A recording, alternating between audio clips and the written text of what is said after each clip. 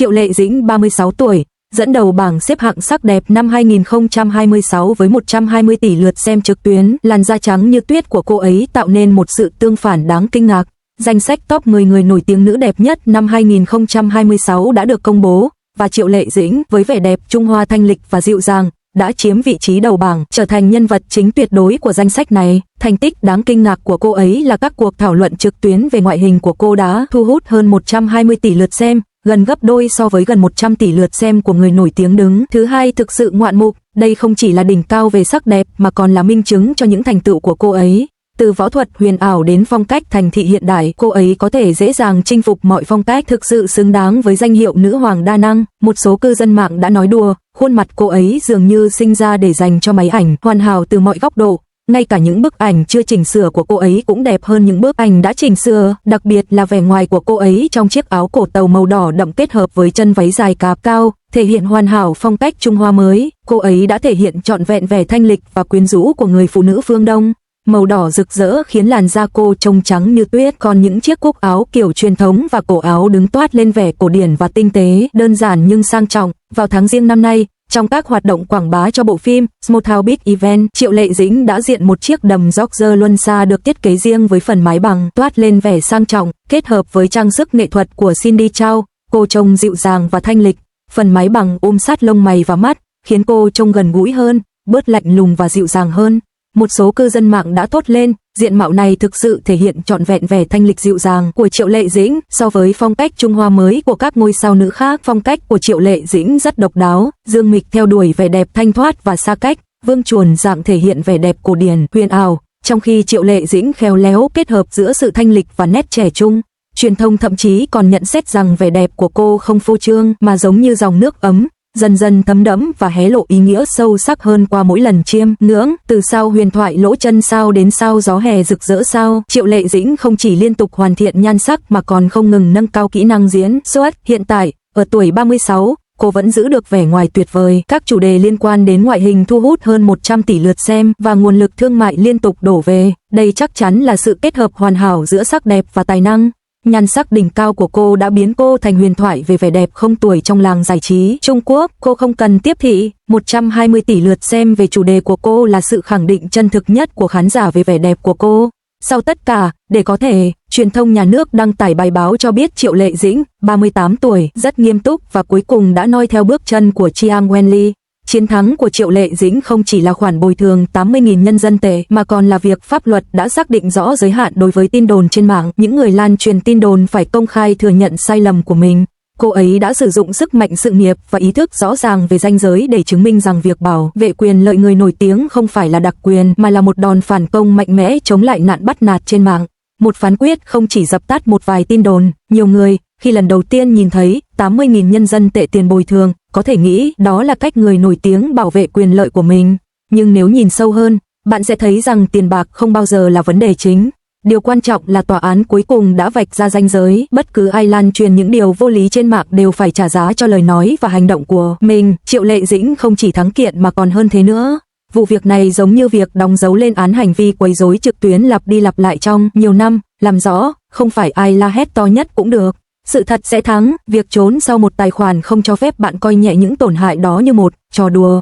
Loại vụ án này thực ra khá phổ biến hiện nay. Tòa án Nhân dân tối cao và Cục Quản lý Không gian mạng Trung Quốc đã nhấn mạnh đến việc quản lý không gian mạng, bảo vệ danh tiếng, quyền riêng tư và thông tin cá nhân trong nhiều năm.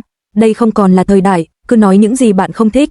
Đặc biệt, những người nổi tiếng có tầm ảnh hưởng lớn và thu hút nhiều sự chú ý. Họ dễ bị lợi dụng làm mục tiêu thực hành, nhưng luật pháp không phải là về sự giật gân, mà là về bằng chứng, ranh giới và trách nhiệm. Điều đáng hài lòng nhất trong vụ án này là nó không chỉ đơn thuần là một lời cảnh cáo bằng miệng. Bị cáo này không phải lần đầu tiên nhắm vào Triệu Lệ Dĩnh. Họ bắt đầu lan truyền thông tin sai lệch từ nhiều năm trước, rồi leo thang hành động tung ra các video xúc phạm trong suốt 4 tháng liên tiếp năm ngoái.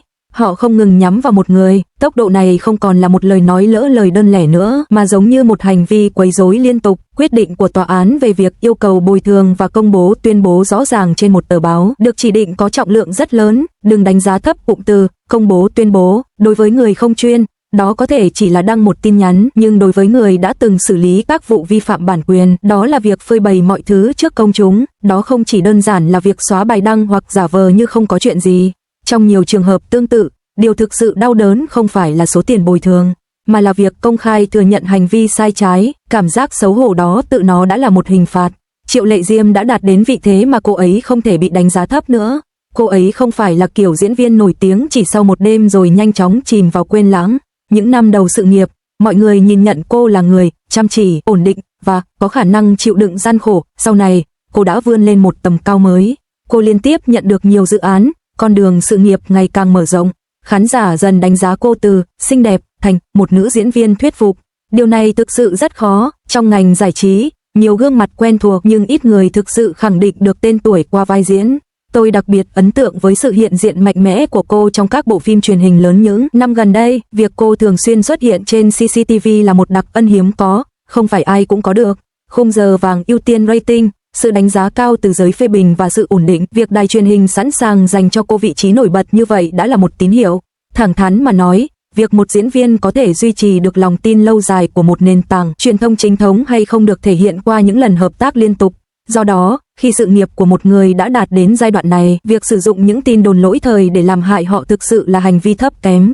Hơn nữa, Triệu Lệ Dĩnh không sống hoàn toàn dưới ánh đèn sân khấu. Đời tư của cô ấy đã trở thành chủ đề soi mói liên tục trong những năm gần đây. Việc cô chia tay với Phùng Thiệu Phong đã gây ra một làn sóng tranh cãi lớn. Nhiều người cảm thấy tiếc cho cô. Những vụ ly hôn của người nổi tiếng rất dễ bị lợi dụng, đặc biệt là đối với các nữ nghệ sĩ. Sau khi chia tay, họ thường bị dồn dập bởi những câu hỏi như ai là người thiệt thòi, họ có làm lành không, và còn con cái thì sao? Những câu hỏi này, bề ngoài là biểu hiện của sự quan tâm, thường chỉ là sự tò mò. Vấn đề không thể tránh khỏi nhất giữa cô và Phùng Thiệu Phong chính là con cái của họ. Thông tin công khai cho thấy cặp đôi thỉnh thoảng xuất hiện cùng nhau khi dành thời gian với con, và những cảnh đó không có gì đặc biệt, đó chỉ là sự tương tác bình thường của cha mẹ đón con, đưa đón và chăm sóc con cái. Tuy nhiên, một số người vẫn khăng khăng bóp méo những cảnh tượng bình thường này thành dấu hiệu tái hôn. Hôm nay họ nói có dấu hiệu hòa giải, ngày mai họ nói mối quan hệ đã dịu đi, ngày hôm sau, họ bắt đầu làm cho nó nghe giống như một bộ phim truyền hình dài tập. Mối quan hệ của người lớn với người yêu cũ thường không cần người ngoài viết kịch bản, đặc biệt là sau khi có con, ngay cả khi hôn nhân kết thúc, trách nhiệm cũng không tự động biến mất. Tòa án Nhân dân tối cao đã công bố nhiều vụ án điển hình liên quan đến việc bảo vệ trẻ vị thành niên, quyền nuôi con và thỏa thuận thăm nom. Thông điệp cốt lõi thực ra khá đơn giản, mối quan hệ của cha mẹ có thể thay đổi, nhưng việc chăm sóc con cái không thể bị gián đoạn. Việc duy trì được mối quan hệ tốt đẹp và sự gắn kết ổn định xung quanh con cái tốt hơn nhiều so với nhiều gia đình rơi vào tình trạng hỗn loạn hoàn toàn. Điều thực sự khiến Triệu Lệ Dĩnh được yêu mến không chỉ là khả năng diễn xuất mà còn là sự hiểu biết rõ ràng về giới hạn. Điều cô ấy không thích nhất, dù không bao giờ được đề cập đến, là việc máy ảnh chĩa vào con mình. Cô ấy đã nhiều lần công khai chỉ trích các tay săn ảnh, giọng điệu không hề nhẹ nhàng, thậm chí khá gay gắt, nhưng hãy đặt mình vào vị trí của họ. Một đứa trẻ không hiểu chuyện gì đang bị đuổi theo, bị chụp ảnh lén lút và bị chỉnh sửa thành video để công khai. Điều này đơn giản là không thể chấp nhận được. Trung tâm Nghiên cứu Thanh niên và Trẻ em Trung Quốc đã thảo luận về vấn đề quyền riêng tư của trẻ em và việc tiếp xúc với truyền thông trong nhiều năm. Sự chú ý của công chúng càng cao đối với con cái của người nổi tiếng, chúng ta càng phải cảnh giác hơn trước việc lợi dụng trẻ em để tạo sự chú ý trên mạng. Nhiều người nói đó chỉ là một chút quay phim, nhưng khi nói đến trẻ em, đó không phải là chuyện nhỏ. Tuổi thơ không phải là nguồn tư liệu, và ngưỡng cửa nhà bạn không phải là studio chụp ảnh. Do đó, bạn sẽ thấy hình ảnh hiện tại của Triệu Lệ Dĩnh hoàn toàn khác với ngôi sao nhí mà nhiều người nhớ đến. Cô ấy giống một người biết cân bằng công việc, con cái và cuộc sống cá nhân rất tốt. Cô ấy không chùn bước trong sự nghiệp, không đóng vai nạn nhân trong đời tư và không dựa vào cảm xúc để thu hút sự cảm thông. Cô ấy cũng không tùy tiện phơi bày những mâu thuẫn gia đình lên toàn bộ mạng Internet. Những nữ diễn viên như vậy rất hiếm ngày nay, và chính vì lý do đó mà những lời cáo buộc vô căn cứ trên mạng lại gây chú ý đến vậy. Một số người luôn cảm thấy rằng người nổi tiếng đáng bị chỉ trích. Ai bảo cô phải nổi tiếng chứ? Họ nói, nhưng danh tiếng không phải là tội lỗi, và trở thành người của công chúng không tự động có nghĩa là từ bỏ quyền cá nhân. Nhiều vụ án gần đây của Tòa án Nhân dân tối cao liên quan đến phỉ báng trên mạng đã nhiều lần truyền tải thông điệp, bịa đặt sự thật, liên tục xúc phạm và phỉ báng ác ý, ngay cả khi được thực hiện sau màn hình vẫn phải chịu trách nhiệm. Đừng luôn nghĩ rằng Internet có thể xóa sạch dấu vết, dữ liệu nền tảng, chuỗi lan truyền và hồ sơ tài khoản thường để lại bằng chứng rõ ràng. Ý nghĩa của vụ án Triệu Lệ Dĩnh theo đuổi đến cùng chính là ở điểm này. Đối với người bình thường, những gì họ thấy có thể chỉ là chiến thắng, bồi thường và lời xin lỗi. Đối với những người quen thu hút sự chú ý bằng cách lan truyền tin đồn, họ thấy cái giá phải trả ngày càng cao. Trước đây, một lời bào chữa đơn giản như tôi chỉ truyền tiếp hoặc tôi chỉ suy đoán, có thể đã thoát tội, giờ thì không dễ như vậy, đặc biệt trong các vụ án liên quan đến người nổi tiếng bảo vệ quyền lợi của họ. Một khi phán quyết được đưa ra, nhiều người sẽ xem xét lại việc sử dụng bàn phím của mình. Những năm gần đây, cô ấy hiếm khi bị vướng vào những chuyện ngoài vai diễn. Cách tiếp cận của cô ấy khá rõ ràng, diễn xuất, trau dồi kỹ năng, lựa chọn dự án và duy trì sự hiện diện. Cô ấy không cần phải liên tục gây chú ý trên mạng xã hội vì chuyện hôn nhân, cũng không cần phải gây ra nước mắt bằng những tranh chấp cá nhân. Việc cô ấy và Phùng Thiệu Phong có thể hòa giải hay không không phải là điều người ngoài có thể quyết định. Xét từ tình hình hiện tại, họ đang duy trì liên lạc cần thiết xung quanh con cái.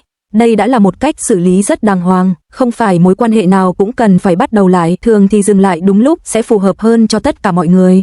Tôi nghĩ thông điệp thực sự mà vụ kiện của Triệu Lệ Dĩnh gửi đi khá rõ ràng, vấn đề không phải là người nổi tiếng quyền lực đến mức nào, mà là khi ai đó bị tổn thương nhiều lần, pháp luật cuối cùng có thể giúp họ làm sáng tỏ tình hình.